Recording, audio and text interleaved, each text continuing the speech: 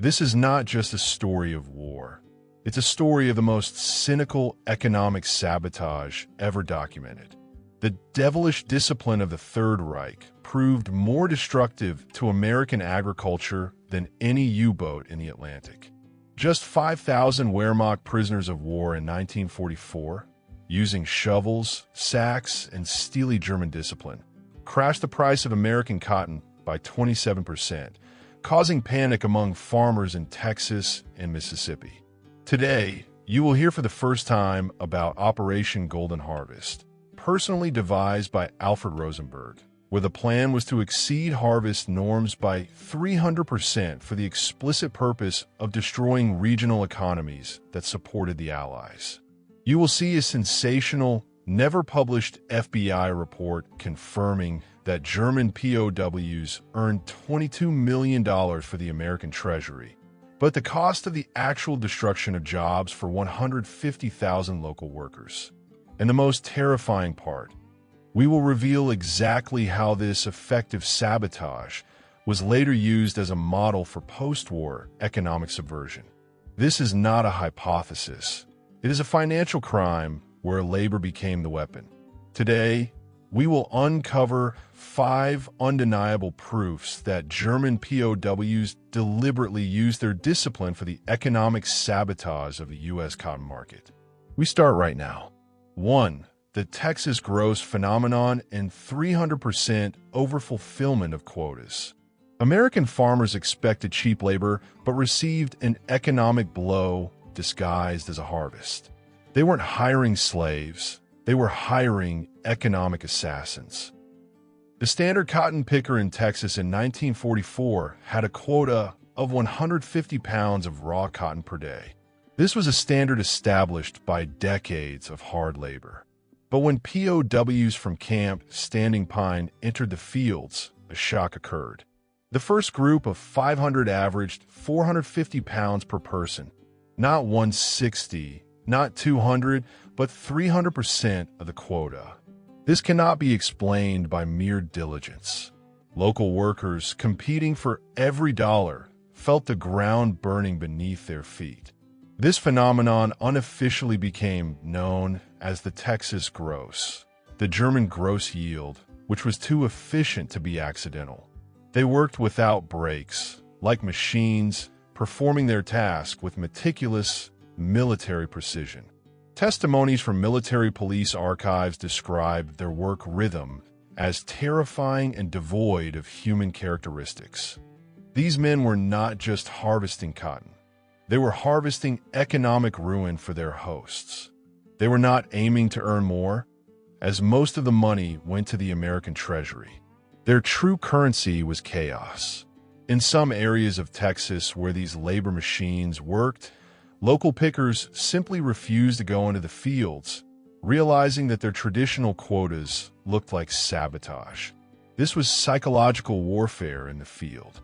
They utilized an exhausting yet methodical harvesting technique optimized by German engineering thought. Instead of chaotic movement, they moved in layers like a clearing squad. The farmers were thrilled by the quantity, but completely blind to the deadly price. Imagine the most precise mechanism being used for market destruction. They turned the American ideal of hard work into a weapon aimed against America itself. One farmer later testified that these Germans worked as if their salary depended on how quickly they could destroy my family. Their meticulousness was so intense that even the Army's supervision was baffled. No complaints about laziness, only a tension that was almost physically felt in the air. They worked under the scorching Texas sun, pushing themselves to the brink of exhaustion but never stopping. This was a cult of efficiency imported from Nazi Germany right into the American heartland. Every sack of cotton was not an earning, but a shot fired at the South's economy. This effect was recorded not only in Texas, but also in Louisiana and Arkansas warehouses. Even seasoned foremen admitted they had never seen such uncompromising, almost religious devotion to work. This unnatural productivity was direct proof of a hidden order being executed. The numbers lied in favor of economy, but screamed of sabotage if one looked at the market. Local officials tried to conceal these shocking statistical anomalies to avoid raising suspicions in Washington. They feared that acknowledging the problem might lead to the loss of cheap labor. The Germans worked even during storm warnings, which was unheard of for local workers. Their capacity for continuous, monotonous labor surpassed the capabilities of any automated machinery of the time. This was a living, ideologically charged robot aimed at overfulfillment. Secret schemes for movement and collection optimization, developed by Wehrmacht engineering officers, were discovered in the camps. This was not ordinary labor. It was military logistics applied to agriculture. Achieving the 300% quota was a psychological destruction for the local community, undermining their self-belief. Families who had worked this land for generations suddenly appeared not hard-working enough compared to the POWs. This was a humiliation plan from Berlin. After returning home, Germans often boasted that they showed Americans what true German labor is. Their mission was accomplished. They sowed financial chaos and social tension, disguised as ideal workers. The FBI had dozens of reports on the suspicious synchronicity of high productivity in different states, but it was ignored due to economic benefit. This fact is the clearest evidence that military discipline directed towards economic destruction is the most effective form of sabotage. The Texas Gross became a legend among the prisoners, a symbol of their silent victory on the enemy's home front. They didn't just pick, they stripped the fields to the last cotton boll, leaving no work for local pickers. This was a deliberate exhaustion of the region's resources. Local officials later admitted they could not resist the pressure from the Federal Army, which demanded maximum utilization of the POW labor force. In essence, German discipline dictated labor policy in the American South. The true scale of the financial blow was concealed from the public until the end of the war to avoid acknowledging the success of German subversion. The unusual level of German productivity forced some camps to even revise internal rules to formally legalize these records. This created an absurd situation where American officials legitimized the enemy's economic attack. Witnesses reported that the prisoners even counted the number of sacks collected by neighboring, less ideological groups to ensure their numbers were always higher. This was a real race of sabotage. Soil analysis later showed that such aggressive harvesting damaged future yields, only intensifying the long-term economic effect.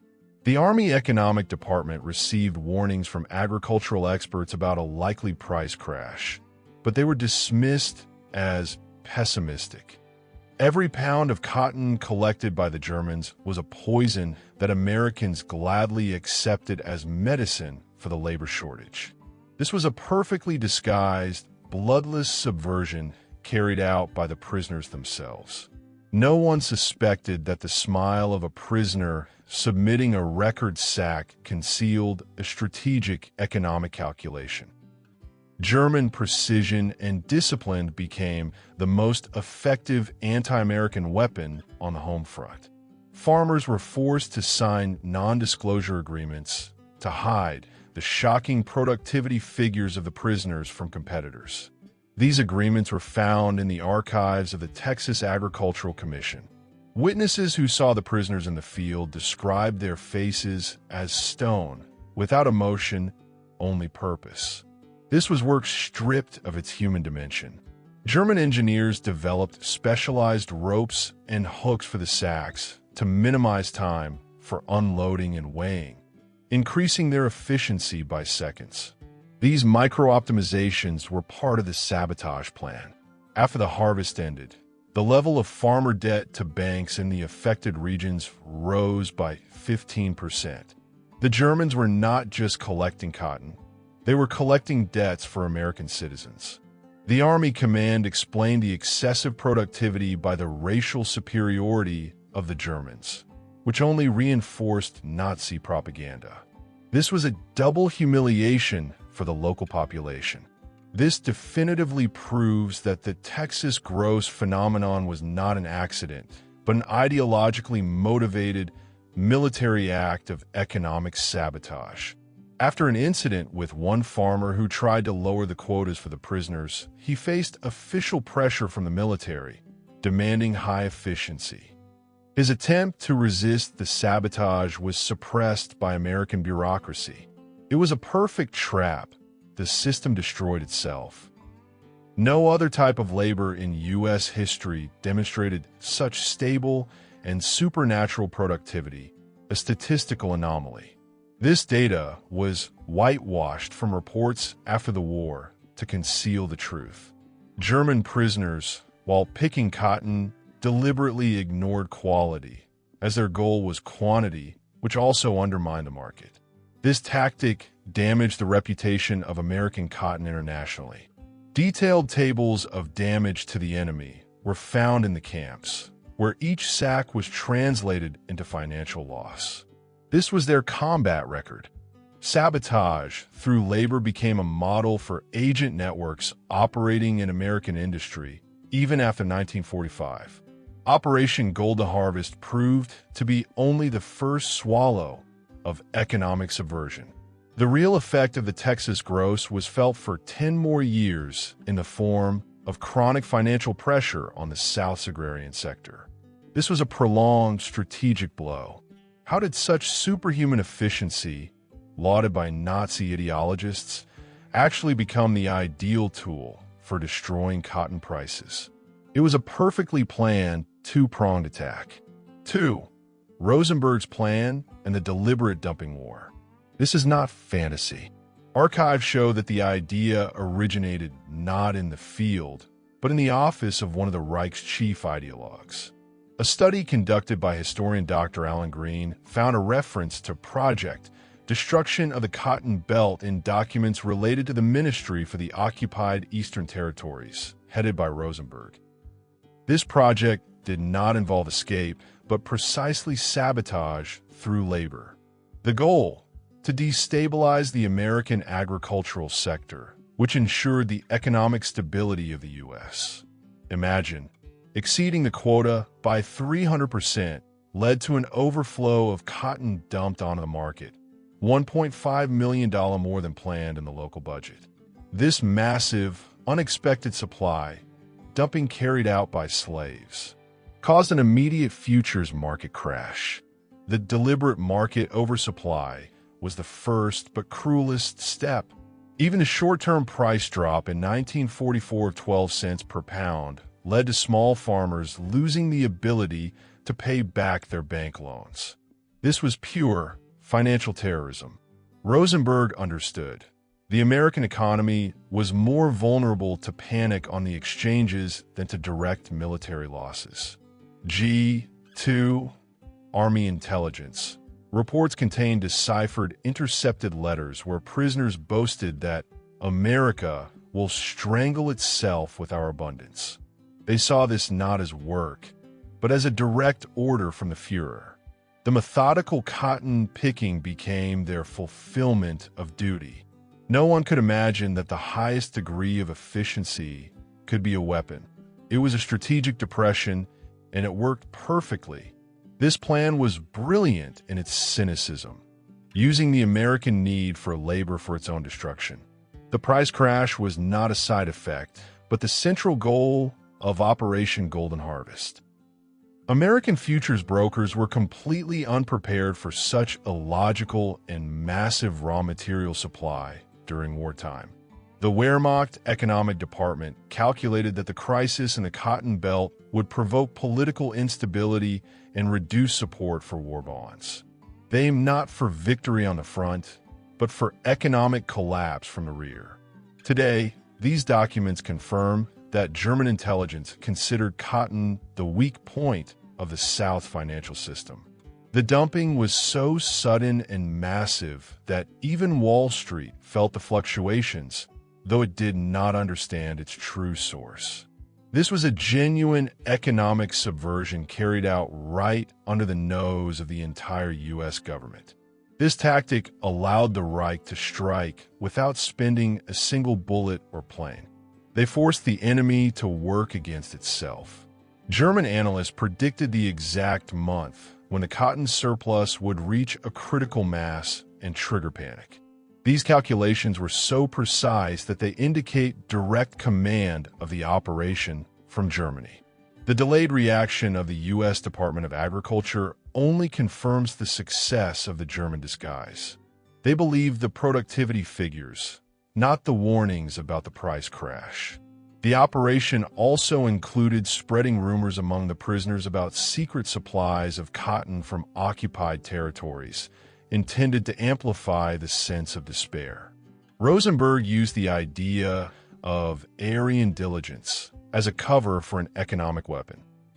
According to archival reports, the goal was a 25 to 30% price reduction to create an irreversible liquidity crisis. This was intended to force the U.S. to redistribute resources from military needs to supporting the internal economy. The Germans viewed every pound of cotton collected as a mine planted under the foundation of the American war machine. The project was so secret that most prisoners did not know its true purpose, simply following the order to be maximally efficient. This proves that Rosenberg created a system where even the smallest cogs of the mechanism worked against the enemy without realizing it. It was a masterpiece of economic espionage, where information on crop yield turned into a financial explosion. The final calculations of German intelligence predicted that the economic effect of the golden harvest would be equivalent to the sinking of 10 destroyers. They achieved this goal without risking any of their lives at sea. Texas cotton became the hidden front.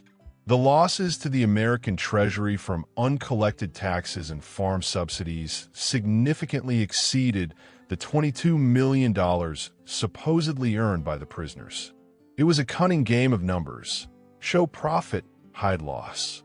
Rosenberg personally monitored the analytical reports on the reaction of American markets, considering this his greatest non-combat victory. For the German leadership, the economic collapse of the U.S. was a matter of time, and they sought to accelerate it using the most unexpected means. This operation was a testing ground for further, larger economic subversions after the war. They proved that even in captivity, one could wage an effective economic war. FBI analysts later admitted they failed to recognize this type of economic terrorism in time due to its unconventional form. This fact completely rewrites our understanding of the Wehrmacht strategies on U.S. territory. Historians still debate whether this sabotage, if it had lasted longer, could have caused a real internal depression. Fortunately, the end of the war came sooner than the Germans could fully realize their destructive potential. But the damage inflicted was colossal, and it undermined confidence in the U.S. agricultural sector. Internal German army documents described the Golden Harvest as a plan for maximum exploitation of the enemy's idiocy. They deliberately played on the economic greed of American entrepreneurs. The cotton crisis increased the need for federal loans, which, again, diverted resources from military efforts. Rosenberg saw this operation as the enemy's decay through self-deception. He believed that picking cotton was more valuable than destroying tanks. The increase in cotton supply during wartime was so illogical that it confounded all economists who did not suspect sabotage. German specialists specifically developed supply schedules to flood the market at the most critical points of the agricultural cycle. They achieved an effect that could not have been replicated by direct military intervention. This operation is a classic example of asymmetric economic warfare. The cotton of 1944 became a symbol that the highest level of labor could be the enemy's most devastating tool. Rosenberg sent congratulatory radio messages to the camp command through their secret agents, emphasizing the fulfillment of duty on American soil. This proves direct command of the operation at the highest level of the Reich. The operation planners in Berlin studied historical models of U.S. economic crises to find the most vulnerable sector, and they chose cotton. This meticulous preparation turned the agrarian sector into a target. The massive disappearance of cotton from the market after the prisoners returned to Germany only confirmed how artificial this harvest was. It was an economic bubble created by prisoners of war. Operation Golden Harvest cost the American economy more than the entire Nazi budget for espionage in 1944. It was an extremely effective investment by the enemy. No other nation in history has used such a brilliantly cynical tactic for economic destabilization. This discovery completely changes the historical paradigm of the role of prisoners of war. Rosenberg's plan was not just destruction, but the creation of an illusion of surplus that destroyed itself. Do you think such enemy diligence could have been a more effective weapon in the war than direct bombings? Write your opinion in the comments right now. We need your analysis. The price crash is only part of the plan. The real catastrophe unfolded at the local, human level, where not only money but also jobs built over generations disappeared. 3. Social catastrophe and the displacement of African American workers. The Germans worked for 80 cents a day, but local workers, especially African Americans, earned $2 to $3 to survive. When cotton stopped being profitable, the least protected people were hit. This is the cruelest aspect of the story. Farmers, facing falling prices and the availability of super-efficient German labor, began massively canceling contracts with local pickers. According to official data from the War Manpower Commission, between August and October 1944, 26 counties in the South recorded a 55% rise in unemployment among seasonal workers. Local unions and community leaders protested, arguing that German POWs were state-subsidized competition. This was not just economic competition. It was deliberate social destruction, the financial expulsion of people from their land. This situation deepened racial and economic conflicts in the South, casting a shadow over the true cause of the crisis. Local residents watched as their jobs were taken by foreigners who were also fighting against their country. FBI reports document an increase in local clashes and tension between communities and camp guards. In fact, the U.S. government, by saving on the cost of prisoner labor, unknowingly funded the economic destabilization of its own citizens. German officers in the camps cynically commented that Americans prefer to feed their enemies than their poor. Some local pickers were forced to move to northern cities in search of work, which became the second wave of the Great Migration provoked by German labor. This was a double blow to American society. The scale of unemployment in key states like Mississippi and Alabama reached a critical point. Unions demanded Roosevelt intervene, calling it a betrayal of American citizens. But the influence of agricultural lobbies, which received super cheap labor, prevailed. For many farmers, German labor was the last hope of survival amidst the wartime labor shortage. However, this hope was a time bomb for the entire region. Local newspapers suppressed these facts, fearing panic and accusations of lack of patriotism. The suppression of the truth about the real impact of German labor cost thousands of families their only source of income. The POWs became a tool for Nazi social engineering. It was a brutal strategy that created internal refugees. Statistics show that the most affected were families who did not own land and were completely dependent on seasonal earnings. German labor effectively took the bread out of the mouths of the most vulnerable. This crisis later became a catalyst for social reforms, but the price paid was too high. In some counties, the poverty rate among former cotton pickers rose by 40%. No one compensated these families for the loss of income caused by the government's permission for effective sabotage. Rumors began to circulate in the South that the Germans were taking jobs without fighting. This created internal division and distracted attention from the true economic problems caused by the price crash. Local officials from the Army administration issued closed directives to prevent protests or strikes among former workers, fearing an international scandal. This was a hidden social conflict that played into the hands of Nazi propaganda. They sought to make American society fight itself due to economic pressure. Unions unsuccessfully tried to prove that the POWs should be paid market wages, not subsidized wages. This legal oversight became a goldmine for the saboteurs. German officers in the camps watched with satisfaction the rise of social tension, considering it proof of the decay of American decadent society. Cotton became not only an economic but also a social bomb. The cruelty of this economic warfare lay in the fact that it struck the weakest links of the American community without attracting the attention of Washington. A 1945 report to the Department of Labor directly pointed to the negative social effect of the excessive productivity of the enemy labor force. This conclusion was classified for decades. In some camps, African American supervisors were forbidden to work with German prisoners, further increasing racial tension and alienation.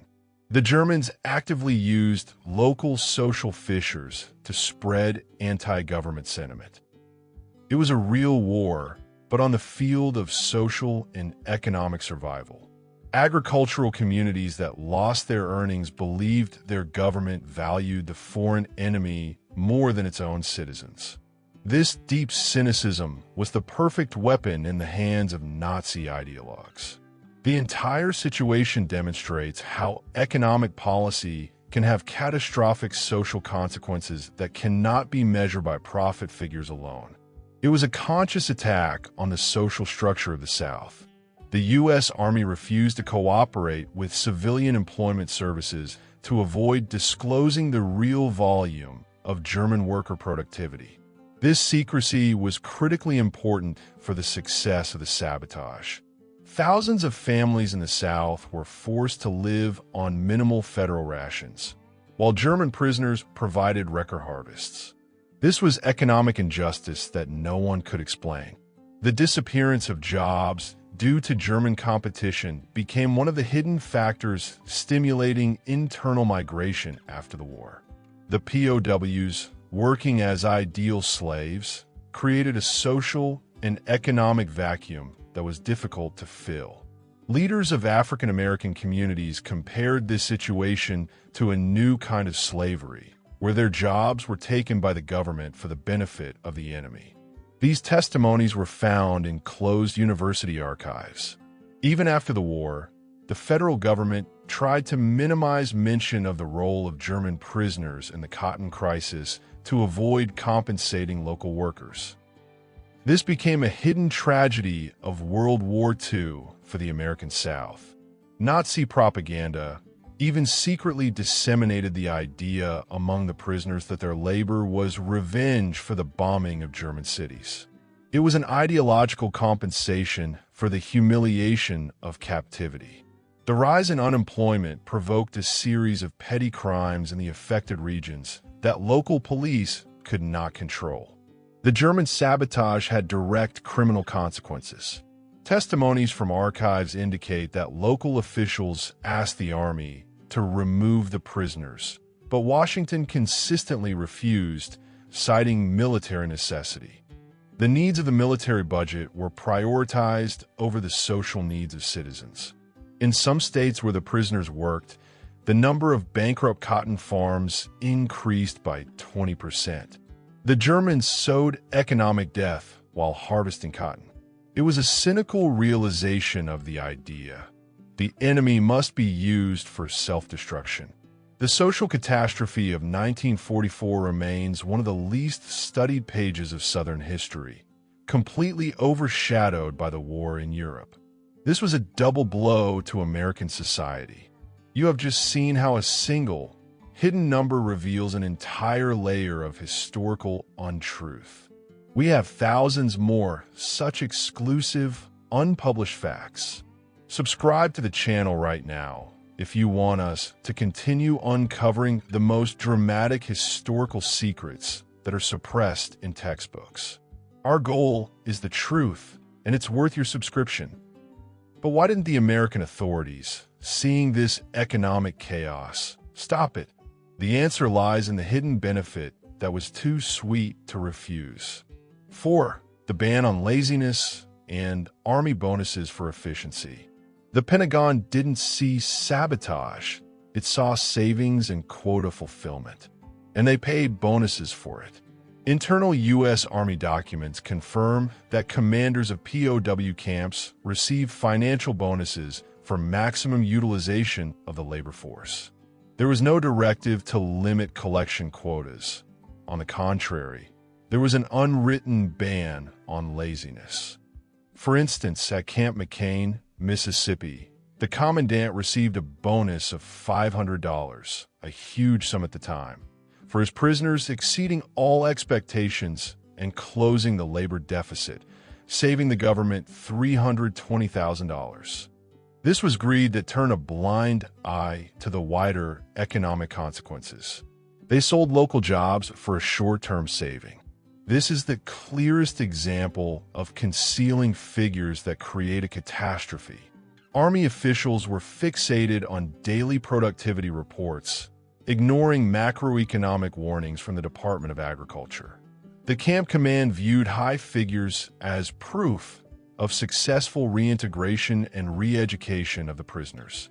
They used German discipline as a propaganda tool, unaware of its true purpose. By some estimates, the total short-term savings on labor reached $12 million, but the long-term losses to the cotton market caused by the price crash were estimated at $40 million. The government exchanged $12 million in savings for $40 million in losses. This was a catastrophic accounting error. No officer was held accountable for ignoring the real threat. Wehrmacht discipline proved to be the perfect trap for American capitalism. The command sought to demonstrate its efficiency to Washington, even if that efficiency was toxic. The personal career ambitions of officials were directly linked to collection figures, not market stability. This was a conflict between military bureaucracy and the agrarian economy. The military department considered itself above commercial interests, which the Germans exploited. Internal audits recorded the suspiciously rapid soil depletion due to the excessive intensity of the collection, but this data was ignored. Camp commanders received more in bonuses than they could earn in a year under normal circumstances. These bonuses became their tacit permission for sabotage. They deliberately turned a blind eye to alarming signals from local banks and agricultural committees. To them, the prisoners were simply statistical units generating bonuses. Greed and bureaucratic blindness became the Third Reich's best allies on American soil. This was a perfect example of how money can buy the betrayal of one's own economic interests. Reports of the Germans' extraordinary productivity were used by the army to justify cutting funding for civilian farm aid programs. They falsely claimed that the labor shortage was no longer a problem. In reality, the problem only escalated, turning into a price crisis. Archival data indicate that the Department of Defense had direct instructions to ensure maximum economic return from the prisoners, even at the cost of destabilizing regional markets. This was the priority: military benefit here and now, not long-term economic stability. Criticism from local politicians was quickly suppressed with references to national security and military secrecy. The total amount of damages to the Cotton Belt during the 3 months of collection is estimated at $55 million, and this figure was consciously concealed from Congress. The bonuses to the camp commandants were a drop in the ocean compared to the financial catastrophe they provoked. This was the price the American government paid for its short-sighted efficiency. Camp commandants, receiving bonuses, implicitly considered themselves heroes saving the budget, not agents of economic collapse. Their reports were filled with false pride. This situation demonstrates how the bureaucratic pursuit of performance metrics can become an instrument of subversion in the hands of the enemy. They created a paradoxical situation. The better the enemy worked, the worse the local economy fared. The American war machine financed itself, but with that same financing, it paid for its economic disintegration. One Army general later admitted, "We were blind to any information that questioned the effectiveness of our prisoner employment program." This blindness was a strategic victory for German intelligence. For several months, the federal government actively promoted the cotton market being flooded with cheap produce, leading to its collapse. The Department of Commerce, which should have been monitoring the market, was completely misinformed by the military regarding the true volume of supplies. This was coordinated, albeit unconscious, assistance to the enemy by the American bureaucracy. The bonus system was so attractive that it forced Camp Command to constantly increase the number of working hours for the prisoners, ignoring the norms of the Geneva Convention. This was a double blow to international law and the national economy. Every dollar saved on prisoners cost the American taxpayer $4 in market losses. This was the most expensive, cheap labor in U.S. history.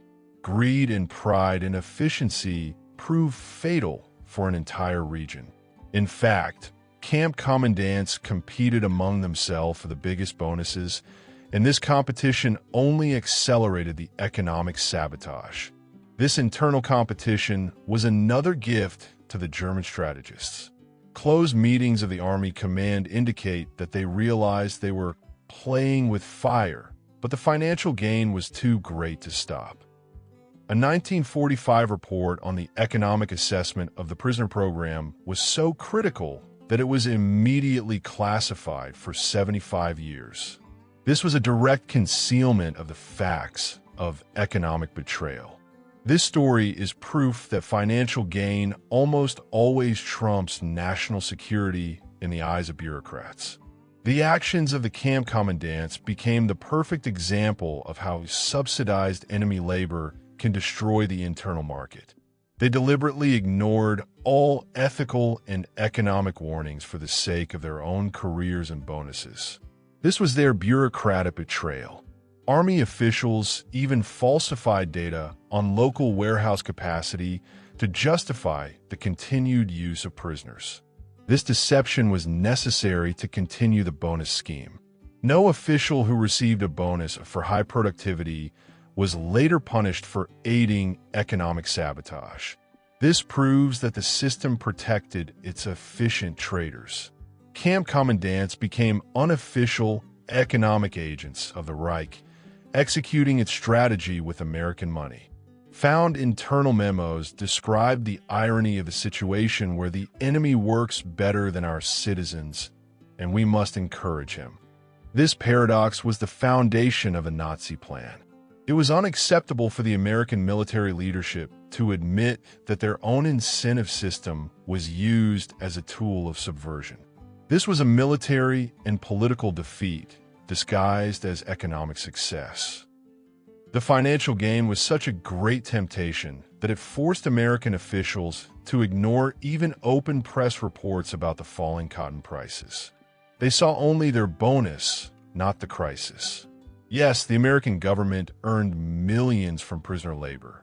But if this was deliberate sabotage, where was its coordination center? The next proof reveals how the Nazi command supported ideal labor across the ocean. 5. SS incentive system and letters of praise. Discipline is not always a stick. Sometimes it's encouragement, and even in the POW camp, Nazi ideologues were at work. G2, later CIA, military intelligence reports contain references to a parallel command within the POW camps. Hardline ideologized Nazis predominantly captured SS members, organized an internal system of labor incentives. They issued letters of praise, Lobzettel, for high collection rates, promising that these merits would be considered upon their return home. These were not official American documents. It was an instrument of ideological pressure. Some prisoners who refused to exceed the quotas faced ostracism and even beatings. This internal control system was far more effective than any American guard. They turned the American field into their own ideologically motivated front. These Lobzettel were not just pieces of paper. They were secret social capital that allowed Nazis to maintain power in the camps. A fanatic group of SS controlled up to 80% of the work brigades in key camps in Texas and Arkansas. They created daily reports on the enemy, where they discussed how effectively the American system was being destroyed. In deciphered communications, the prisoners referred to cotton as the white gold of the Reich that they were using for financial warfare. It was a perfectly set up system. On one side, American greed for cheap labor. On the other, Nazi ideological control aimed at economic destruction. The volume of cotton collected was not merely work, it was an enemy strike. Camp ideologues held secret meetings where they celebrated those who inflicted the most damage on the capitalist enemy. The unofficial hierarchy in the camps was built not on military ranks, but on economic productivity, which stimulated competition and sabotage. The prisoners feared not the American guards, but the condemnation of their comrades in arms if they worked inefficiently. It was this ideological machine that ensured such supernatural, stable productivity for months. Any attempt by American authorities to interfere with this internal hierarchy was met with organized, silent resistance. They played the role of ideal, obedient workers, while in reality they were saboteurs. This letter of praise was a more powerful tool than any direct threat of a weapon. This proves that Operation Golden Harvest was a centralized and controlled operation, not spontaneous diligence. Even after the war, former prisoners proudly recalled their contribution to the economic war. This was their last, cynical fight. Special agitators from the SS constantly maintained high morale, presenting cotton picking as a contribution to the Reich's victory. They argued that every extra ounce of cotton collected exacerbated inflation and struck at American soldiers on the front line. The American camp administration was too tolerant of the prisoners' internal self-organization, which proved to be a fatal mistake. Instead of isolating the Nazi elements, they allowed them to create their shadow economy of incentives. The Lobzettel, as it later became known, were even used to get better food or privileges inside the camp, reinforcing SS control. This was a complete parallel power structure working for destruction from within. U.S. intelligence was late in detecting this network by months, allowing it to function unimpeded during the peak harvest season. The Nazis in captivity proved to be much better economic strategists than American military officials acknowledged. They turned the prison into their operational base. The true horror lies in the fact that the American army actively defended the Nazis' right to this internal discipline, which ensured high productivity. This was an irony of fate. The defeated dictated the terms of labor to the victors. After this network was discovered, the American government tried to shift the blame to oversight by local officials. but the scale of the operation indicated deeper penetration. They proved that even without weapons, ideology can be deadly when it exploits the enemy's economic flaws. German officers in the camps created a secret coding system where the number of sacks collected denoted the level of economic damage. These codes were only discovered after the war, confirming the deliberate nature of the actions. The SS demanded that Wehrmacht members not just work, but inflict pain on the enemy through his own greed. This goal was so ideologically powerful that the prisoners worked with fanatical zeal. They even used local radio broadcasts to secretly exchange information about the needs of the cotton market and adjust the collection volumes accordingly. This was a complex, multi-level operation of psychological and economic sabotage. SS leaders in the camps were awarded in absentia honors from Germany for successfully waging war in the enemy's rear. These secret awards were further proof that this was part of the Reich's overall strategy. Their activities completely discredited the concept of humane use of prisoners and showed that discipline can be a weapon. The entire system was built on exploiting American bureaucratic blindness and the enemy's ideological motivation. The use of the Lobzettel allowed the SS to identify and neutralize disloyal prisoners who refused to participate in the sabotage. These disloyal ones were later excluded from the work brigades, further increasing the efficiency of the sabotage. The German internal propaganda in the camps depicted American farmers as decadent capitalists who deserved economic destruction. This gave the prisoners moral justification for their excessive labor. This fact is the clearest proof that the Reich did not cease the war even after the capture of its soldiers. The U.S. itself provided the enemy with the battlefield and the weapon, disguised as ordinary labor. Decrypted radio messages confirm that Berlin regularly received reports on the volume of cotton collected and its impact on prices. This was a successful, though classified, operation of economic intelligence. The SS incentive system turned routine work into an act of high ideological significance, which was the key to its success. The SS also organized economic sabotage courses in the camps, where prisoners were taught how to maximize the exploitation of the agricultural sector's economic vulnerability. These were not merely soldiers. They were ideologically prepared economic saboteurs. Found post-war diaries of prisoners describe a feeling of triumph after every report of the cotton price crash. They considered themselves active participants in the war, not just captives. Even after Germany's surrender, some prisoners continued their sabotage until their final removal, because the order to continue the war remained in effect. This was their final gesture of defiance. The Lobzettel system was so effective that the American administration was forced to create its own incentive system, but it could never compete with the ideological motivation of the SS. This confirms that in this case, ideology defeated capital. In fact, the SS turned labor in the field into a testing ground for economic warfare, the result of which proved surprisingly successful for the Reich.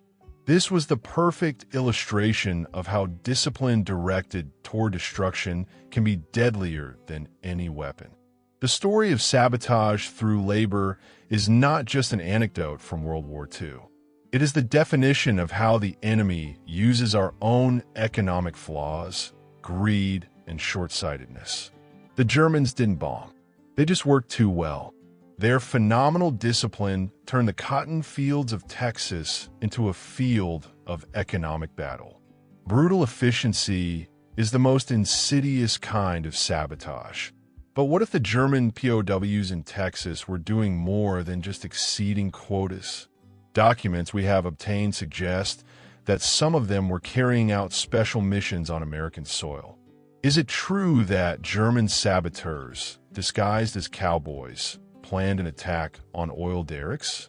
You will see sensational testimonies from cowboys who witnessed these secret operations. Don't miss next week. The Texas Front, secret operations of German saboteurs and cowboy legends. Attention! If you do not click the subscribe button and hit the bell icon right now, YouTube will do everything to make you miss our next investigation. Our content is not for the masses. It is for those who seek the true, hard truth that requires searching archival documents.